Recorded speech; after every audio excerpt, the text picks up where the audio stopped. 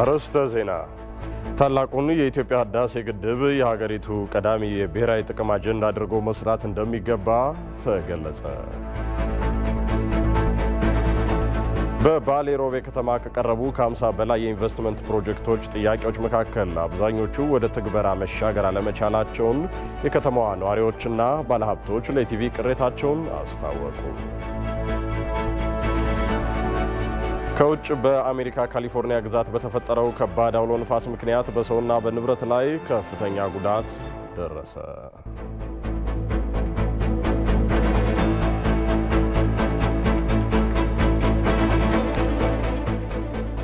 ጤና ይስጥልን ክቡራን ተመልካቾቻችን፣ የጥር 1 የእኩለ ቀን ዜናዎችን ነው ብለናል። ብሩክ ተስፋዬ ዜናዎቹን እየመራው ከናንተ ጋር ቆይታ አደርጋለሁ። አብራችሁን ሁኑ። በቅድሚያም ታላቁን የኢትዮጵያ ህዳሴ ግድብ የሀገሪቱ ቀዳሚ ብሔራዊ ጥቅም አጀንዳ አድርጎ መስራት እንደሚገባ ተገለጸ። ጉዳዩን አስመልክቶ በአፍሪካ አመራር ልዕቀት አካዳሚ ስልጠና ላይ ለሚገኙ አምባሳደሮችና የሚስዮን መሪዎች ማብራሪያ ተሰጥቷል። በተለይ በአባይ ወንዝ ላይ የተጻፉ ጽሁፎች በሶስተኛ ወገን ለተደራሲያን የደረሱ በመሆናቸው ወገንተኝነት የሚንጸባረቅባቸው ናቸው ተብሏል።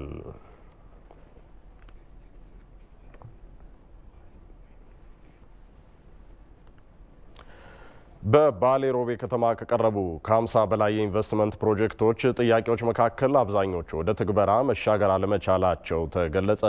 የባሌ ሮቤ ከተማና አካባቢው በስንዴ ምርትና በቱሪዝም መስህቦች የሚታወቅ ከመሆኑ ጋር ተያይዞ ሰፊ የመልማት እድል ያለው ከተማ እንደሆነ ኢቲቪ ያነጋገራቸው የሮቤ ከተማ ነዋሪዎች ገልጸዋል። ይሁንና ለከተማ አስተዳደሩ ከቀረቡ ከ50 በላይ የኢንቨስትመንት ፕሮጀክቶች መካከል አብዛኛዎቹ ወደ ስራ እንዳልገቡ ነዋሪዎችና ባለሀብቶች ተናግረዋል። የባሌ ሮቤ ከንቲባ ንጋቱ ሞቱማ በ2013 ከቀረቡ 52 ጥያቄዎች 8 ብቻ ወደ ስራ መግባታቸውንና ቅሬታው ተገቢ መሆኑን አንስተው ችግሩ ከመሬት አቅርቦት ጋር የተያያዘ እንደሆነና በቅርቡም እንደሚፈታ ገልጸዋል።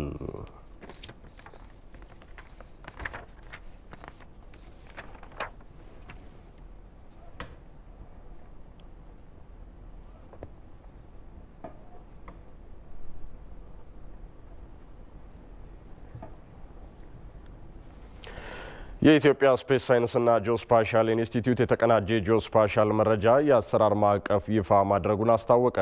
የአሰራር ማዕቀፉ ተቋማዊ የአደረጃጀት ችግሮችን የሚፈታና ትብብርን የሚያጎለብት ነው ተብሏል።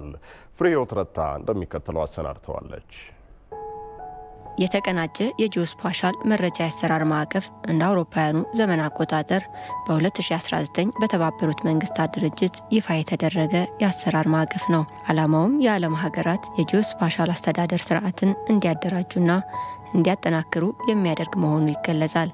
ኢትዮጵያም ተወዳዳሪ የጂኦስፓሻል ኢንዱስትሪ ለመገንባት የአሰራር ስርዓት ማዕቀፉን ይፋ አድርጋለች። ዋናነት የጂኦስፓሻል መረጃ አስተዳደርና ተቋማዊ አደረጃጀት ላይ ትኩረት ያደርጋል። ይሄ ማለት ተቋማት ሲደራጁ አንድ ወጥ የሆነ ስራ እንዳይሰሩና እርስ በርስ የሚደጋገፍ ክሊር የሆነ ማንዴት ተልእኮ እንዲኖራቸው ማድረግ የሚያስችልና መረጃም ደግሞ በሌጋል በሆነ መንገድ የጂኦስፓሻል መረጃ እንዲተዳደር እንዲሁም ደግሞ የሌጋልና የፖሊሲ ፍሬምወርክ መረጃን ተደራሽ የምናደርግበት የምናጋራበት የሌጋልና የፖሊሲ ፍሬምወርኮች እንዲኖሩ የፋይናንሲንግ ጉዳይ ጂኦስፓሻል ኢንፎርሜሽን ከፍተኛ የፋይናንስ አቅርቦት የሚጠይቅ ከመሆኑ ጋር ተያይዞ አገራችን በትኩረት አድርጋ የጂኦስፓሻል ዘርፉን በቴክኖሎጂ በመረጃ በማምረት ሂደት ተገቢውን ድጋፍ ፋይናንሻል ድጋፍ ማድረግ እንድንችል የኢምፖርት ኤክስፖርት ጋር ተያይዞ ከሜንቴናንስ ከቴክኖሎጂ አዶፕሽን ጋር ተያይዞ አስፈላጊውን ድጋፍ ማድረግ እንዲቻል ለማድረግ የታሰበ ነው።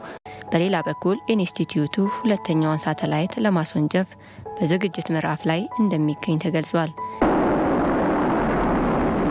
የሁለተኛ የሪሞት ሴንሲንግ ሳተላይት ሚሽን ከዚህ ሳተላይት በተሻለ የመረጃ ጥራትና የተሻለ ሪዞሉሽን ያለውን መረጃ ለማምረት የሚያስችል የሁለተኛ ሳተላይት ለማምጠቅ ዝግጅት እየተደረገ ይገኛል። ይሄ ሁለተኛው ሚሽን አሁን ከሳተላይት ከመጀመሪያ የሪሞት ሴንሲንግ ሳተላይት ካገኘናቸው ትሩፋቶች በበለጠ ለተለያዩ ኢኮኖሚክ ሴክተሮች ለግብርና፣ ለከተማ ልማት፣ ለአካባቢ ጥበቃ፣ ለመሰረተ ልማት እንዲሁም ደግሞ ለብሔራዊ ደህንነትም ጭምር አገልግሎት ሊሰጥ የሚችል የሳተላይት ሚሽን በቀጣይ ለመላክ በዝግጅት ምዕራፍ ላይ እንገኛለን። የኢኖቬሽንና ቴክኖሎጂ ሚኒስቴር ኢንስቲትዩቱ ዓለም አቀፍ ተወዳዳሪ እንዲሆን ድጋፍና ክትትል ያደርጋል ተብሏል።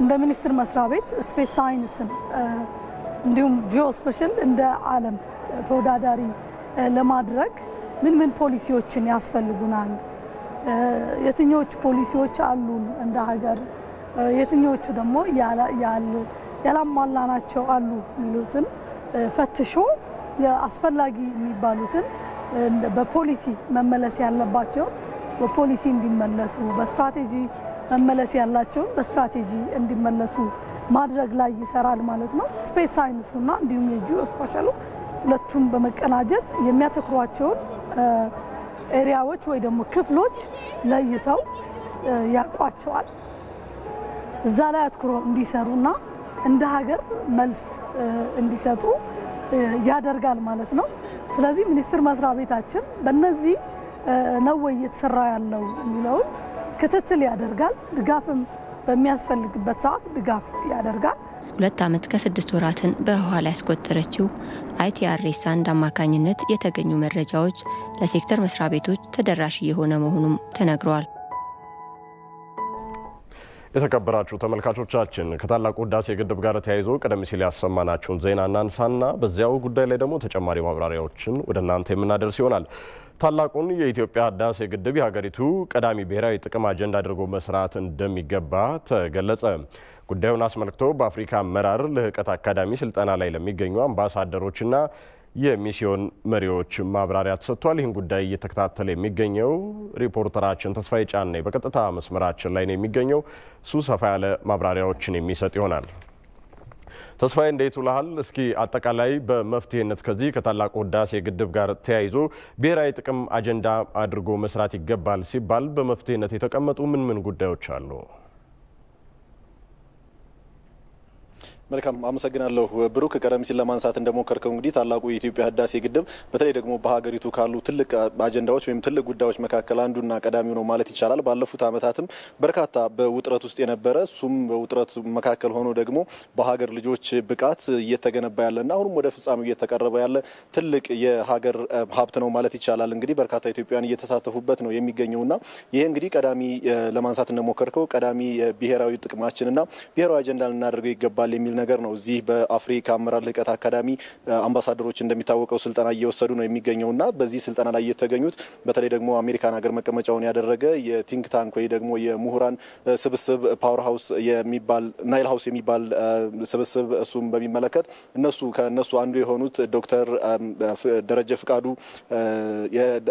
እሳቸው ናቸውና በዋነኛነት በተለይ ደግሞ መጽሐፍ ተጽፏል ሰፋ ያለ መጽሐፍ ነው ይሄ መጽሐፍ በዋነኝነት የአባይ ወይም ደግሞ የናይል አኛ አባይ ምንለው ታሪኩ ምን ይመስላል የነበረበት ከድሮ ጀምሮ የነበረው እስካሁን ድረስ ያለውስ ምን አይነት ይዘት አለው ቀጣይስ ምን አይነት ስራዎች መሰራት አለበት በሚለው ጉዳይ ላይ ነው እሳቸው ለአምባሳደሮችና ለሚስዮን መሪዎች እዚህ በአፍሪካ አመራር ለህቀት አካዳሚ ተገኝተው ማብራሪያ የሰጡት ማለት ነው እንግዲህ በዋነኛነት እሳቸው ምን አነሱ የሚለውን ነገር ስንመለከት በተለይ ደግሞ አባይ ወይም ደግሞ ናይል የሚባለው እንግዲህ ግብጾች የበላይነቱን ለመውሰድ በሚደረገው ከድሮ ጀምሮ ከመሪዎቻቸው ጀምሮ በስፋት ሲሰሩበት የነበረ ታሪካዊ ሂደቱ ምን ይመስላል ታሪካዊ ዳራው ምን ይመስላል የሚለውን ነገር በሰፊው አንስተዋልና የበላይነቱን ለመውሰድ በሚደረገው ጥረት ውስጥ በርካታ ጽሁፎች መውጣታቸውንና እነዚህ ጽሁፎች እንግዲህ አብዛኞቹ በሶስተኛ ወገን የተጻፉ ጽሁፎች ናቸውና ስለዚህ እነዚህ ጽሁፎች ደግሞ በዋነኛነት ከመነሻው ጀምሮ ያለውን እውነተኛውን ታሪክ የማይዳስ ሱና የግለሰቦች የግል ስሜት የግለሰቦች ያልተደራጀና ምናልባትም ሌሎችን ለመጥቀም ምክንያት ያደረገ ሌሎችን ለመጥቀም ታሳቢ ያደረገ ጽሁፎች ይወጡበት እንደነበርና አብዛኞቹ ከ95% በላይ የሚሆኑ ጽሁፎች ይሄንን የሚያመለክቱ እንደሆኑና ምናልባትም በትክክል ናይል ማን ነው በትክክል የሚለውን ነገር የማይገልጹ እንደነበሩ ነው እሳቸው ያነሱትና በአብዛኞቹን ጥናቶችን አድርገው እነዚህ ደግሞ 11 የተፋሰሱ ሀገራት በዛ አካባቢ ተዘዋውረውም ነው እነዚህን ጽሁፎች ሲያሰባስቡ የነበረው እሳቸው እንዳነሱት ማለት ነው እንግዲህ እነዚህ ሊትሬቸሮች ወይ ደግሞ አባላ የተጻፉ ጽሁፎች በአብዛኛው ቀደም ሲል ለማንሳት እንደሞከርኩት በውጭ በሶስተኛ ወገን የተጻፉና በትክክል ከመነሻው ያልተጻፉ መሆናቸውን እሳቸው አንስተዋልና እነዚህ ነገሮች መቀየር ይገባል እርግጥ ነው እየተሰሩ ያሉ ስራዎች አሉ በተለይ ደግሞ በቅርብ ጊዜ የህዳሴ ግድብ አጀንዳ በኢትዮጵያ አጀንዳ መሆን ከጀመረበት ጊዜ አንስቶ በርካታ ምሁራን እየተሳተፉበት ነው የሚገኘው በውጭ የሚኖሩ ደግሞ የኢትዮጵያ በርካታ የተማሩ በውጭ ዓለም የሚኖሩ ምሁራኖችም ይህን ጉዳይ አጀንዳቸው አድርገው እየሰሩበት እንደሚገኝ ነውና ከነዚህ መካከል ደግሞ አሁን እሳቸው የመጡበት ይሄ ናይል ሃውስ የሚባለው የቲንክ ታንክ ግሩፕም በርካታ ስራዎችን እየሰራ ስለመሆኑና ከዚህ በላይ ግን የህዳሴ ግድቡን ሊገልጹ የሚችሉ የአጠቃላይ አባይ ምንድነው ለኢትዮጵያ የሚለውንም ነገር በሱ ላይ ሰፋፊ ስራዎችን መስራት እንደሚጠበቅ ነው እሳቸው በሰፊው ሲያነሱት የነበረው። ከዛ በተጨማሪ ግን እስካሁን የመጣበት ታሪካዊ ዳራው አለ። የህዳሴ ግድቡ እየተገነባበት ያለ ሂደት አለ።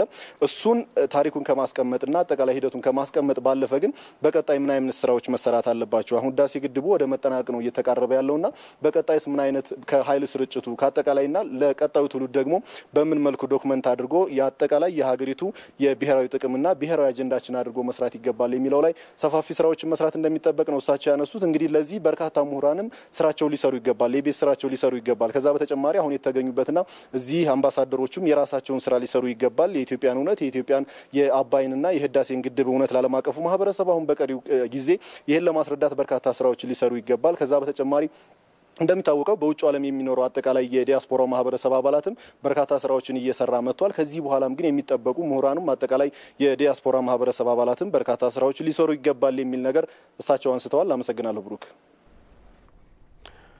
ተስፍሽ ለመረጃዎችህ እጅግ አድርገን እናመሰግናለን። ወደ ሌሎቹ ዜናዎች እናልፋለን። በውጭ ሀገራት የሚገኙ ኢትዮጵያውያን ሃይማኖታዊና መሰል በዓላትን በሀገር ቤት እንዲያሳልፉ የተለያዩ ሀገራት አምባሳደሮች ጥሪ ያቀረቡ። ባለፈው ዓመት ታላቁ ጉዞ ወደ ሀገር ቤት መርሃ ግብር በርካታ የዲያስፖራ አባላት ወደ ሀገር ቤት ማምጣት ያስቻለ በመሆኑ በየዓመቱ እንደ ባህል ሊወሰድ ይገባል ተብሏል። መሀሪ አለሙ ነው ያሰናዳው። አብረን እንከታተል። በአሜሪካ የኢትዮጵያ አምባሳደር ስለሺ በቀለ፣ በካናዳ የኢትዮጵያ አምባሳደር ፍጹም አረጋና በእንግሊዝ የኢትዮጵያ አምባሳደር ተፈሪ መለሰ የገናን በዓል በኢትዮጵያ አሳልፈዋል። የአገር ናፍቆት የሚታወቀው በውጭ ሲኖሩ እንደሆነ የገለጹት አምባሳደሮቹ በዓላትን በአገር ቤት ማክበር ልዩ ስሜት እንዳለው ገልጸዋል። ባለፈው ዓመት ታላቁ ጉዞ ወደ አገር ቤት መርሃ ግብር በርካታ የዲያስፖራ አባላት ወደ አገር ቤት መምጣታቸውን አስታውሰው ይህን ጉዞ በየዓመቱ እንደ ባህል ሊወስዱት ይገባልም ነው ያሉት አምባሳደሮቹ። ሰፋ ያለ ጊዜ ስለሆነ እንደ ሆም ካሚንግ ፕሮግራም ይዞ ዲያስፖራው ቤተሰቡን ይዞ ኢትዮጵያ እንዲጎበኝ በጣም ደስ የሚል ጊዜ እንደዚህ አይነት የጸደይ ወቅት ስለሆነ ኔቸርን በተመለከተ ኔቸር ቤዝድ ቫኬሽን ማድረግ ለሚፈልጉ የዲያስፖራ አባላት እንዲሁም የውጭ ዜጎች በጣም ደስ የሚል ጊዜ ነው። ሃይማኖታዊ ወይም የባህላዊ ጉዳዮችን ደግሞ ሴንተር አድርጎ ለመመልከት የሚመጣ እንደዚሁ በርካታ ነገሮች ማየት ይቻላል። የገና ጥምቀቱ እንደዚሁም በየስፍራው የሚደረጉ አክቲቪቲዎችን በዛ መደሰት ይቻላል። ለልጆች ማሳየት ይቻላል። ሰከንድ ጀነሬሽን ለሆኑትም እንደዚሁ ይዞ ማምጣት በጣም ፋሲኔት ያደርጋል። ይህንን እንድትጠቀሙበት ነው የኔ መልእክት። በሰሜናዊ ንፍቀ ክበብ በምንለው አካባቢ የአየር ሁኔታው በጣም በረዶና ለመውጣት እንኳን የሚያስቸግር ነው። እዚህ ኢትዮጵያ ውስጥ እንደምትመለከቱት በጣም ምቹ የሆነ አየር ነው ያለው። በዚህ አጋጣሚ ደግሞ በአሜሪካ፣ ካናዳ፣ በአውሮፓ በአጠቃላይ ከፈረንጆች ክሪስማስ እና አዲስ ዓመት ጋር ተያይዞ ለተማሪዎችም ለሰራተኞችም ዝግ የሚሆንበት እድል ስላለ ይህን አጋጣሚ ተጠቅመው ይህን የመሰለ አየር ከቤተሰብ ጋር መጥተው ኢትዮጵያ ውስጥ እንዲያከብሩ እድሉ እንዲጠቀሙበት አድራ እንላለን። አሁን ነገሮች ሁሉ ወደ ሰላማዊ መልክ እየያዙ በመምጣታቸው ኢትዮጵያውያንና ትውልደ ኢትዮጵያውያን ወደ አገር ቤት እንዲመጡም ጠይቀዋል። ሀገራችን ሁሉንም ነገር አላት፣ ታሪክ አላት፣ ባህል አላት፣ መስተንግዶም ጥሩ ነውና በስፋት የምንሰራበት ነው። በእኛ ዜጎች ላይ ብቻ ሳይሆን ወደፊት የአፍሪካ ዲያስፖራ ቀንንም ለማክበር ለመስራት እናስባለን። ምክንያቱም ኢትዮጵያ የጥቁር ሕዝቦች ተምሳሌት ነች። ኢትዮጵያ ለመላው ጥቁር ሕዝቦች ተምሳሌትና የታሪክ ባለቤት መሆኗን የጠቆሙት አምባሳደሮቹ ከኢትዮጵያውያን ባለፈ ሌሎች ጥቁር ሕዝቦች ኢትዮጵያን እንዲጎበኟትም ጥሪ አቅርበዋል። ጥቁሮች በመላው ዓለም የሚገኙ ከአፍሪካም በአውሮፓም በአሜሪካም የሚገኙ ወደዚህ መጥተው የአፍሪካን ሄሪቴጅ መመልከት ይቻላሉ። ታሪካዊ የሆኑ ኔቸር ቤዝድ የሆኑት የመሳሰሉትን ሁሉ ማግኘት ይቻላል። ስለዚህ ጥሪው ለሁሉም ነው ማለት ነው። በርካታና እድሜ ጠገብ ባህላት ከቤተሰብ ጋር መጥተው እንዲያከብሩ በአየሯም ደግሞ እንዲደሰቱ በዚህ አጋጣሚ ኢትዮጵያን ይጎብኙ እንላለን ማለት ነው። ደግሞም ካሁን ቀደም ያላዩዋቸው አዲስ አበባ ውስጥም ሆነ ከአዲስ አበባ ውጪ በርካታ የቱሪስት መዳረሻዎች እየተገነቡ ስለሆነ እነሱንም እየጎበኙ ራሳቸውም ደግሞ ምን ማድረግ እንደሚችሉ እያዩ ከቤተሰብ ጋር ቢያሳልፉ መልካም ነው እላለሁ። ከጥምቀትና ሌሎች ባህላዊና ሃይማኖታዊ ሁነቶች ባሻገር ኢትዮጵያን መጎብኘት ተመራጩ ጊዜ ነው ሲል የዘገበው የኢትዮጵያ ዜና አገልግሎት ነው።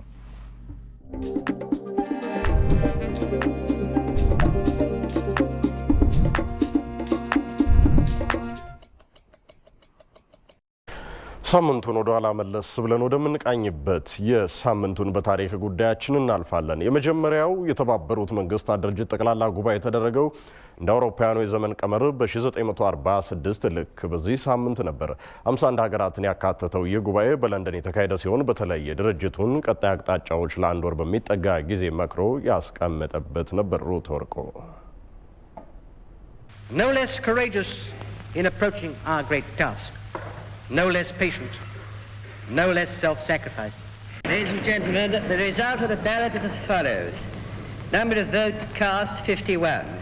23 votes were cast for Mr. Lee and 28 votes were cast for Monsieur Spark. በጉባኤው እሳቸውን ጨምሮም የድርጅቱ አባል ሀገራት የነበሩ መሪዎች ንግግሮችን አድርገዋል። ወደ ሀገር ውስጥ ጉዳያችን መለስ እንላለን። የባስኬቶ ብሔረሰብ የምስጋናና የዘመን መለወጫ ሾልካ ካአ በዓልን የተመለከተ አውደ ጥናት በባስኬቶ ልዩ ወረዳ እየተካሄደ ይገኛል። የባስኬቶ ብሔረሰብ ከአዲስ አበባ 578 ኪሎ ሜትር ርቀት ላይ በስተ ደቡብ አቅጣጫ በደቡብ ክልል ውስጥ የሚገኝ ሲሆን ማህበረሰቡ በዋነኛነት በግብርናና እንስሳት እርባታ ስራ የሚተዳደር ነው። የባስኬቶ ብሔረሰብ በዓመት አንድ ጊዜ ሰብል በደረሰ ጊዜ ለፈጣሪው ምስጋናን ያቀርባል። ይህ በዓልም የምስጋና በዓል ወይም ሾልአ ካሻ በመባል ይጠራል። የሾልአ ካሻ በዓል የባስኬቶ ማህበረሰብ ከአሮጌ ዘመን ወደ አዲስ ዘመን መሸጋገሪያ የዘመን መለወጫ በዓልም ጭምር ነው። እዚሁ ጉዳይ ላይ እንቆያለን። ተጨማሪ ማብራሪያዎችን ሊሰጠን ከስፍራው ባልደረባችን ሚካኤል ገዙ በቀጥታ መስመራችን ላይ ነው የሚገኘው። አጠቃላይ እስኪ ባውደ ጥናቱ የተነሱ ጉዳዮች ምን ናቸው የሚሉትን ብታስዳሳን። መልካም አመሰግናለሁ። እንግዲህ የባስኬት ብሔረሰብ የዘመን መለወጫና እንደዚሁም ደግሞ ለፈጣሪው ምስጋና የሚያቀርቡበት የሾልአ ካሻ በዓል በዚህ በልዩ ወረዳ ዋና ከተማ ላስካ ከተማ ዛሬና ነገ በተለያዩ ዝግጅቶች ይከበራል። ዛሬ እንግዲህ ቀደም ብሎ ዛሬ እየተካሄደ በሚገኘው መርሃ ግብር የሾልአ ካሻ ባህላዊ እሴቶች እንደዚሁም ደግሞ የበዓሉ አከባበር ላይ ያሉ እሴቶችን እንደዚሁም ደግሞ ቋንቋ፣ ባህልና ታሪክ ላይ ያተኮረ አውደ ጥናት በአሁኑ ሰዓት በመካሄድ ላይ ይገኛል። እንግዲህ በዋነኛነት የባስኬት ማህበረሰብ እዚህ በአብዛኛው ይህንን በዓል የሚያከብረው በጥር ወር መጀመሪያ አካባቢ ነው። በዋነኛነትም እንግዲህ ማህበረሰቡ በእንስሳት እርባታና በግብርና ስራ የሚተዳደር ነው። ከዚህ የሚያገኘውን ለጎሳ መሪዎች ለካቲዎች በማቅረብ ከተመረቀ በኋላ ነው የደረሰውን ሰብል መቅመስ የሚጀምረው ማለት ነው። እንግዲህ በአሁኑ ሰዓትም ነገ ለሚከበረው በዓል በተመለከተ እዚህ አውደ ጥናት እየተካሄደ ነው የሚገኘው።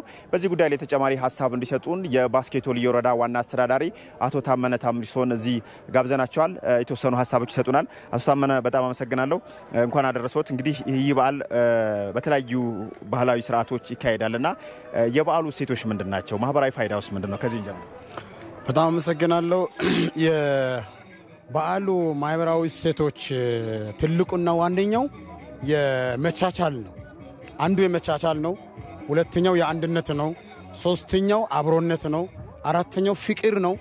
አንድ ላይ ይህንን የሚያሳስረው ምንድነው? ልክ በዓሉ ሲደርስ የዛሬውን በዓል በተለያዩ ጎሳ መሪዎች አካባቢ እየተከበረ ወደዚህ ወደ አደባባይ ላይ ለማክበር በወረዳ ደረጃ ለማክበር ዛሬ መጥቷል። እነዚህ የመከባበር፣ የመቻቻል፣ የፍቅር፣ የአንድነት እሴቶችን እነሱ የሚገልጹት በምንድነው?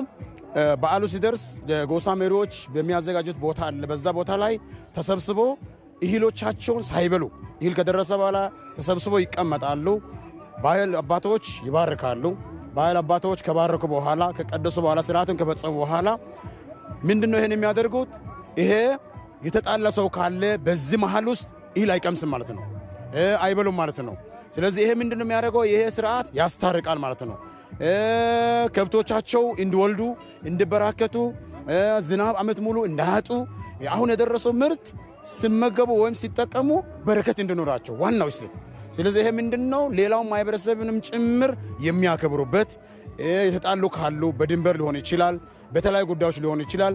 ከመደበኛ ህግ ውጪ እንደዚህ ጉዳዮችን ተጠቅሞ የልዩ ወረዳው ማህበረሰብ የማሳሰር በፍቅር አብሮ እንዲኖሩ ከሌሎች ጋርም አብሮ እንዲኖሩ የሚያደርጉ ከጥንት ጀምሮ በአባቶች እየተከበረ የቆየና ዛሬ ላይ ደግሞ ይህንን ለማጎልበት ውጤታማ በሆነ ሁኔታ የአሁኑ ትውልድ ይህንን ይዞ እንዲቀጥሉ ሳይጥሱ ይዞ እንዲቀጥሉ ጠቀሜታው ዙሪያ ላይ ፓናል ውይይት ዛሬ ያካሄድን ያለው ይህንን የተለያዩ የዩኒቨርሲቲ ምሁራኖች፣ ተመራማሪዎች፣ ጥናት አቅራቢዎች፣ የትምህርት ቤቶች፣ የቋንቋ የባህል ዘርፍ ሰዎች አጠቃላይ ተሰብስበው ዛሬ ውይይት ያደርጋሉ። ይህ እንግዲህ ለባስኬቶ ማህበረሰብ ወይም ብሔረሰብ ልዩ ቀን ነው። ምክንያቱም ከታይሳስ መጨረሻ ጥር መጀመሪያ እስከ ሚያዝያ ድረስ ነው የሚያከብሩት፣ ሚያዝያ መጨረሻ ድረስ። ምክንያቱም ሚያዝያ እንኳን በዓመት በዓል ሲደርስ ሰዎች እህል ወስዶ በዓሉ ለማዘጋጀት እንዳይቸገሩ ቀድሞ ምንድነው ሚያዝያ በዓል ከመድረሱ በፊት አባቶች ይህን ስርዓት ይጨርሳሉ። ይህን ሰዎች ይጠብቁታሉ። ይህ እሴት ትልቅ እሴት ስለሆነ አሁን ያለው በየትምህርት ቤቱ ትውልዱ ይህን አውቆ እሴቱን የማሳደግ የማጎልበት የማሳደግ የማልማት የመጠቀም ለቱሪስትም ጭምር ለአካባቢ ልማትም ጭምር እንዲጠቀሙ ለማድረግ ዛሬ ታስቦ በዓሉ እየተከበረ ነው ያለው። ታመነ በጣም አመሰግናለሁ። እንግዲህ ይህ የባስኬት ማህበረሰብ የምስጋና በዓል ለፈጣሪ ምስጋና የሚቀርብበት ነው። ከዛ ባለፈም ደግሞ ካሪጎ ዘመን ወደ አዲስ ዘመን የመሸጋገሪያ በዓል ተደርጎ ይወሰዳል። እንግዲህ ይህ በዓል በሚከበርበት ሰዓትም ይቅርታ፣ አብሮነትና አንድነትን የሚያጠናክሩ ስርዓቶች ይከናወኑበታል። አሁን በዚህ በላስካ ከተማ እየተካሄደ በሚገኘው ሲምፖዚየም ላይም የማህበረሰቡ ባህል እሴትና ታሪክ ላይ ያተኮረ አውደ ጥናት እየተካሄደ ነው። የሾላ ካሃ ስነ ስርዓትም እንዲሁ እሴቶቹ ላይ ትኩረት ያደረጉ ጽሁፎች የቀረቡ ነው የሚገኙት። ነገ እንግዲህ የበዓሉ ዋናው መርሃ ግብር ዋናው ስነ ስርዓት ነገ በድምቀት ይከበራል ማለት ነው። ያለኝ መረጃ ይህን ይመስላል። ሚካኤል ስለ መረጃዎች አመሰግናለሁ። በመጨረሻም ወደ ውጭ መረጃችን እናልፋለን። በአሜሪካ ካሊፎርኒያ ግዛት በተፈጠረው ከባድ አውሎ ንፋስ ምክንያት ከፍተኛ ጉዳት ደረሰ። በሰሜናዊ ካሊፎርኒያ በተፈጠረው ከባድ ዝናብ ምክንያት በ10 ሺዎች የሚቆጠሩ ሰዎች ላይና እንዲሁም በንብረት ላይ ከፍተኛ ጉዳት ደርሷል። አንድ ሳምንትን ያስቆጠረው የአውሎ ንፋስ አደጋ በሰሜን ካሊፎርኒያ የከባቢ አየር ለውጥ አሳይቷል ተብሏል። ተወክሮችን ያሰናዳው በአሜሪካ በተከሰተው አውሎ ንፋስ ሳቢያ በስራቅ ሜንቶ አቅራቢያ በውሃ ውስጥ በተዘፈቁ መኪኖች ውስጥ የተገኙ 6 ሰዎችን ገድሏል። እንዲሁም በመኖሪያ ቤት ላይ አንድ ዛፍ በመውደቁ አንድ ታዳጊ ሕፃን ሞቷል። አውሎ ንፋሱ በሰሜን ካሊፎርኒያ የባህር ዳርቻዎች ላይ የተገነቡ 4 የማዕበል መከላከያዎችን አፍርሶ ታዋቂውን የባህር ዳርቻ ከተማ ማርቴልን ጨምሮ አካባቢውን በጎርፍ አጥለቅልቋል። በአጠቃላይ በካሊፎርኒያ አውሎ ንፋሱ ያስከተለው ጉዳት 1.6 ሚሊዮን ሕዝብን የኤሌክትሪክ አቅርቦቱን እንዲቋረጥበት አድርጓል። ክስተቱ በሰሜናዊ ካሊፎርኒያ 2000 የሚጠጉ መኖሪያ ቤቶችንና የንግድ ተቋማት የኤሌክትሪክ አቅርቦት እንዲቋረጥባቸው ምክንያት ሆኗል። በሰሜን ካሊፎርኒያ በዚህ ሳምንት በደረሰው ጉዳት የኤሌክትሪክ አቅርቦት የተቋረጠው በፎርት ሜርስ ባህር ዳርቻ ሲሆን በባህር ዳርቻው አቅራቢያ ወደሚገኘው መኖሪያ ቤታቸው ለተመለሱት እንደ ፓትና ካትሊን አንገር ላሉ ሰዎች ድንጋጤን እየፈጠረ ነው። መዋኛ ገንዳዬ ጋር የነበረው ቤት፣ ቢሮና ቤተ መጻሕፍቴ በአውሎ ነፋሱ ተወስዶብኛል። የመኪና ማቆሚያም የለም። ከህንፃዎቹ በስተቀር ሁሉም ሄዷል። የቀረ ነገር ምንም የለም። አውሎ ነፋሱ ወደ ሰሜን አቅጣጫ በሰዓት 85 ኪሎ ሜትር ሲከንድ እንደነበር የአሜሪካ ብሔራዊ የሄሪኬን መከታተያ ማዕከል አስታውቋል። በሰሜናዊ ካሊፎርኒያ ላይ በሚቀጥለው ሳምንት በማይታወቅ ደረጃ ወንዞች ሊሞሉና ከባድ ጎርፍ ሊከሰት እንደሚችልም የሰሜናዊ ሜቴሮሎጂ አመልክቷል። የአየር ንብረት ለውጥ በካሊፎርኒያ የእንደዚህ አይነት የዝናብ አውሎ ንፋሶችን ድግግሞችንና የአውሎ ንፋሱ እየጨመረ በመምጣቱ የከፋ ድርቅ እያስከተለ መሆኑን ጥናቶች ይተነብያሉ። ክቡራን ተመልካቾቻችን ቢዝነስና ስፖርት ሰዓታቸውን ጠብቀው ወደ እናንተ ይደርሳሉ። ዜናዎቹን በመምራት ብሩክ ተስፋዬ ከእናንተ ጋር ቆይታ አድርጌያለሁኝ። በያላችሁበት ውብ ቀን ይሆንላችሁ። መልካም ጊዜ